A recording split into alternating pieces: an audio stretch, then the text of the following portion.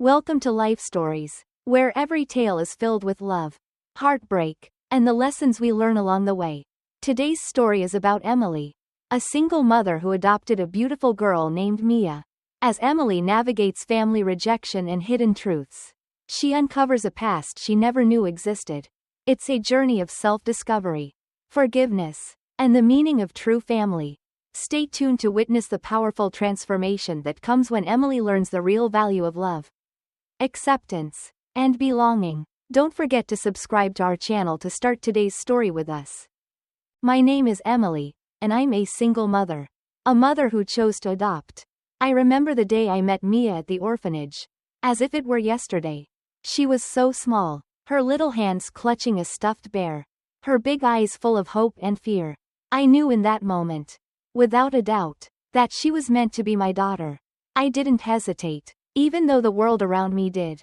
Mia was born in Korea, but her story began a long time ago, in a place I never thought I'd find myself, outside the comfort of my own family. You see, from the moment I adopted Mia, I was thrilled, but my excitement was met with judgment and coldness from my family. My parents never quite accepted her. It wasn't that they didn't try, but deep down, I knew they couldn't fully embrace her.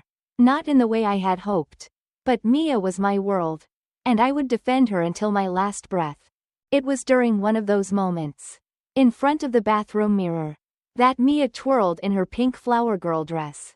She was just 8 years old, with eyes sparkling with excitement. I watched her spin around in the dress, her small feet tapping the ground as she practiced tossing the flower petals. She was going to be a part of her Aunt Rachel's wedding. And for the first time in her life, she felt like she truly belonged. "Mom, look at my new dress," Mia exclaimed, her voice full of joy. She looked beautiful, radiating with innocence and love. I smiled at her, though my heart clenched slightly. Deep down, I couldn't shake the nagging fear that Mia wouldn't be fully accepted at the wedding. It wasn't just the dress that troubled me, it was the fact that, no matter how much Mia loved her family, they had never loved her back the same way. They never saw her as a true part of our family. Not like they did with their biological children. I met Rachel 5 years ago when Mia was still a toddler. She was there when I first brought Mia home. But it wasn't the warm welcome I had imagined. Rachel, my own sister, was clearly uncomfortable. "Couldn't you at least adopt someone who looks more like us?" she had said, her voice dripping with disdain. "Mia is Korean," I had corrected her, my voice steady despite the sting of her words. I had hoped for more support, more understanding, but Rachel and the rest of the family just couldn't seem to see Mia for who she truly was. A little girl who deserved all the love in the world, no matter where she came from. But despite all of that, Rachel's wedding was approaching, and Mia and I had been invited, mainly because of our mother's insistence. Rachel was marrying a wealthy businessman's son, and my parents were determined to keep up appearances. The night before the wedding, at the rehearsal, things were already starting to feel off. I noticed the way the bridesmaids whispered to each other, throwing judgmental glances at Mia. My daughter was so unaware, so innocent, but I could feel the tension in the air. I couldn't ignore the whispers any longer. During a break, I approached Rachel. "Is everything okay?" I asked softly, lowering my voice. Rachel barely looked at me, her gaze focused elsewhere. "James's parents are concerned," she muttered under her breath. "They think an adopted Asian girl will ruin the family photos." I felt a knot tighten in my stomach. I couldn't believe what I was hearing. My sister, the person I had once considered my closest confidant, was worried about family photos? "Excuse me?" I asked, my voice shaky. "Look, Emily," Rachel sighed, crossing her arms. "It's bad enough that you've always been different." My blood ran cold as the words echoed in my mind. Always been different. For the first time, I felt the full weight of her words. Rachel didn't just mean that I didn't look like her. She meant that I didn't belong in our family. I had always felt like I was an outsider. But hearing it from her, the person who should have been my ally, cut deeper than anything I could have imagined. "Different?" I whispered, struggling to keep my voice steady. "What do you mean?" Rachel turned to face me, her eyes cold and unforgiving. "Everyone knows you don't look like anyone in our family." Mom and Dad have always felt uncomfortable about it. Her words hit me like a punch to the gut. I had always known, in the back of my mind, that I didn't fit the mold. My skin was darker, my hair curlier, but I had always chalked it up to genetics. I had never wanted to think too much about it. But now, I couldn't ignore the truth any longer. You're being ridiculous, I said, though my voice trembled with emotion. Just keep your adopted daughter out of the way tomorrow, Rachel said, her voice cold and dismissive. That night, I tucked Mia into bed, my heart heavy with the burden of the truth. I kissed her forehead and pulled her close. But I could see the sadness in her eyes. Mom, why doesn't Aunt Rachel like me? She asked, her voice trembling. It broke my heart to hear her say those words. I held her tightly, trying to be strong for her. Sweetheart, some people just don't know how to see how special you are, I whispered softly, hoping my words would ease her pain. But as I tucked her in and kissed her goodnight, I couldn't help but feel that, no matter how much I tried, Mia would always face this kind of rejection from people who should have loved her unconditionally. Family isn't about blood, baby, I whispered to Mia as she drifted off to sleep. It's about love. Little did I know, the following morning would change everything. The morning of Rachel's wedding arrived with an icy chill in the air. Mia was radiant in her flower girl dress, her excitement palpable. I watched her, trying to push aside the dread gnawing at my heart. Despite the tension between us and the rest of the family, I still held onto the hope that this wedding could be a day of joy for Mia, a chance to feel included, to feel special. We arrived early at the church, the scent of roses and lilies filling the air. Mia twirled around, tossing flower petals as we practiced for the ceremony. She was full of excitement, oblivious to the whispers that followed her every step.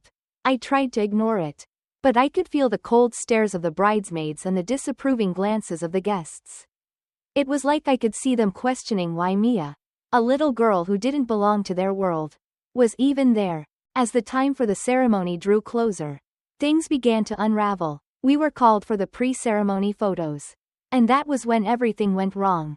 The photographer was giving instructions when James's mother, a woman I had never truly spoken to, suddenly stepped forward. The adopted girl can't be in the family pictures, she declared, her tone sharp and dismissive. My heart stopped for a moment, my mind reeling from the cruelty of her words. Mia's face fell as she clutched her basket of petals, her eyes brimming with tears. But, I'm a flower girl, she protested, her small voice shaking with confusion and hurt.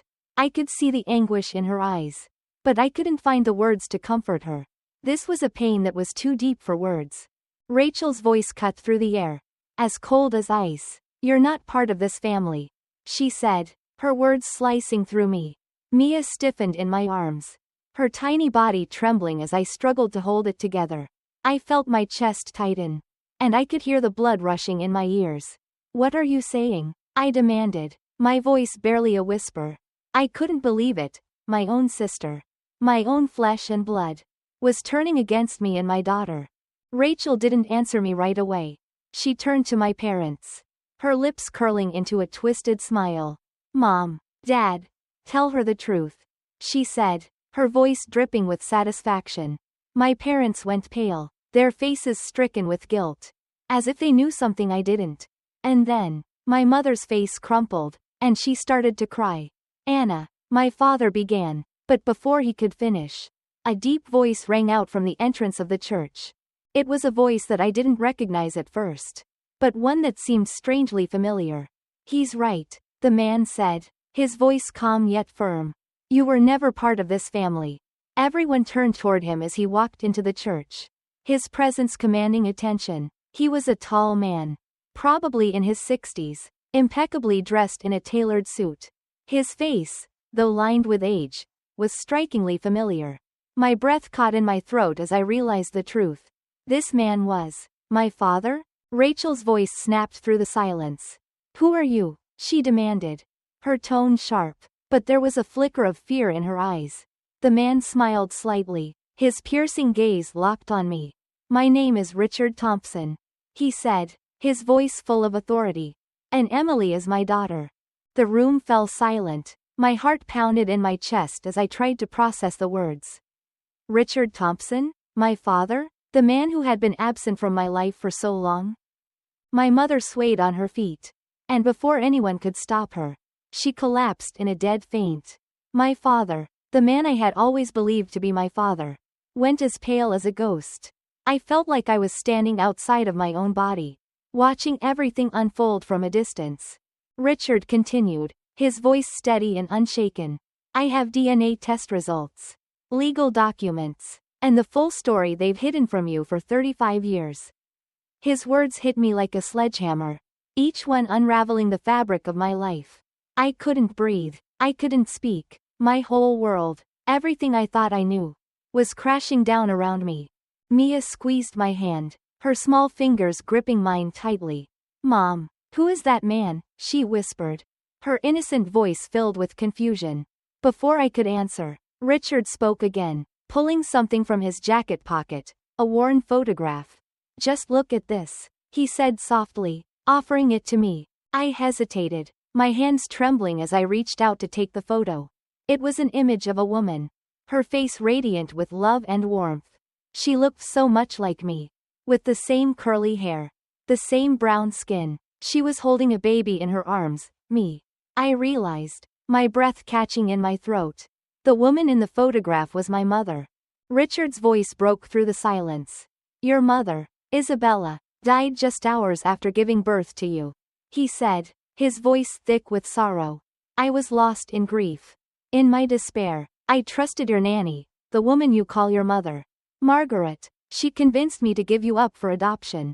His words shattered the illusion I had carried for so long, and the pain in his voice made it clear how much he regretted that decision. I was reeling, unable to absorb it all at once. My adoptive mother, the woman who had raised me, had taken advantage of Richard's grief. She had erased any trace of my real family from my life. The room was thick with silence, heavy with the weight of everything Richard had just revealed. The truth, once a distant possibility, had exploded in front of me. And I was left standing in the middle of it, my whole life crumbling around me. I couldn't bring myself to look at my mother, who was still unconscious, or my father, whose face was ashen with guilt.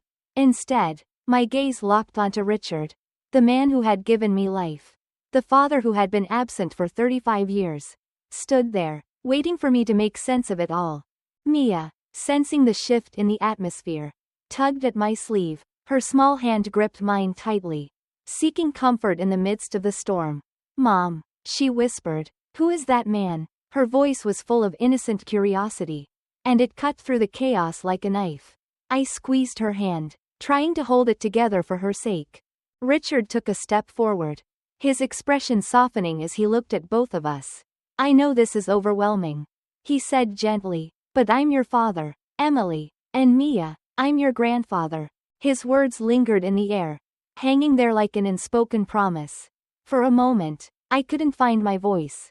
My thoughts were scattered, a jumble of memories and questions I couldn't quite piece together. But something in Richard's eyes, something in the way he looked at me, told me that this wasn't just some random claim, it was real.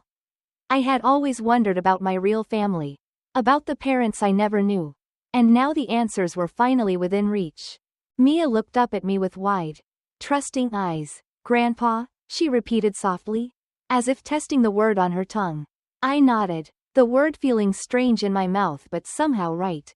Richard's smile was warm, a genuine expression of affection as he reached down to gently ruffle Mia's hair. Before I could gather my thoughts, Richard pulled out an envelope from his jacket. I have legal documents, DNA results, he said, his voice steady but full of emotion. But more than that, I have a story to tell you. The story of your mother, Isabella. I felt my heart race as Richard continued. Isabella and I were in love, he said, his voice thick with emotion. She was an architect, brilliant and beautiful. We met when her firm was hired to design the headquarters of my company. It was love at first sight. When she found out she was pregnant with you, Emily, it was the happiest day of our lives. The way he spoke of my mother, Isabella, was like she was still alive. Like I could almost reach out and touch her. I imagined her smile, her laughter, the warmth of her embrace. But Richard's voice wavered as he continued. There were complications during the birth. He said, swallowing hard. The doctors told us they could save only one of you. Isabella chose you. Emily. She chose to give her life so you could have yours. Tears welled up in my eyes as I heard the pain in Richard's voice. My mother had died for me. I had always wondered why I had never known her. But now the answer was clear. She had sacrificed everything for me to survive. I felt a deep, profound grief for a mother I never knew but who had loved me so fiercely that she had given up her own life.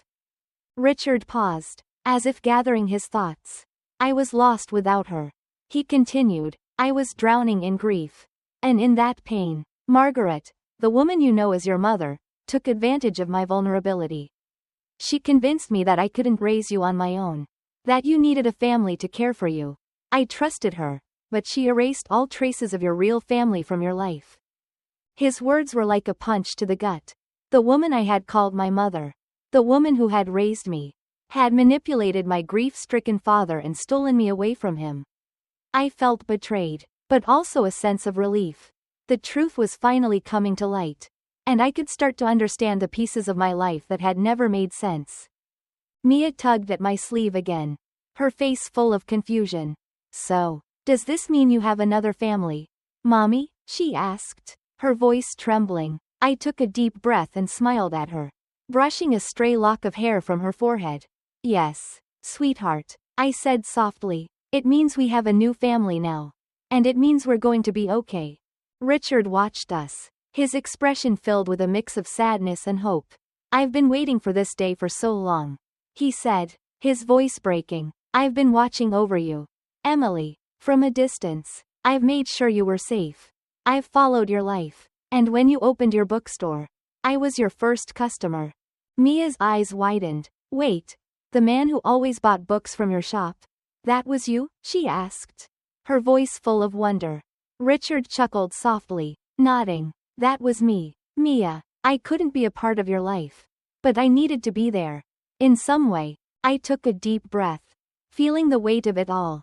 My whole life was about to change. And though I was overwhelmed by the enormity of it, there was a part of me that felt relieved. This was the truth I had been searching for. And now, with Richard and Mia by my side, I was finally starting to feel like I belonged. The days that followed felt like a dream I could hardly believe.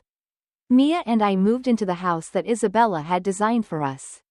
The one that Richard had kept exactly as she had left it. It felt like stepping into the past, but also like a new beginning. Richard, though he had been absent for so long, proved to be everything I had hoped for in a father, supportive, understanding, and full of love. He quickly became a constant presence in Mia's life, spoiling her with kindness and attention. Mia adored him, and it warmed my heart to see their bond grow each day. I had never known what it felt like to truly belong. But now, surrounded by Richard and Mia, I understood. For the first time in my life, I felt complete. The family I had once yearned for, the one that had always been just out of reach, was finally mine. I had a father who loved me, and a daughter who gave me purpose. Meanwhile, my adoptive family's attempts to reach out were growing more desperate. Sarah, particularly, couldn't accept the way things had turned out. But I had made my choice, and I wasn't going to let their guilt or anger sway me. I had built a life that was filled with love, and that was enough for me. As for Richard, he continued to guide us, sharing stories about my mother and the life they had dreamed of together. The house that once seemed like a relic of the past had become a place of new memories. Each room we filled with laughter, love, and the promise of a future that I had once thought was impossible. This was my family now. And as Mia always said, love makes a family. After all these years, I finally understood exactly what that meant. Thank you for watching. If you enjoyed the story, don't forget to subscribe to our channel for more life stories.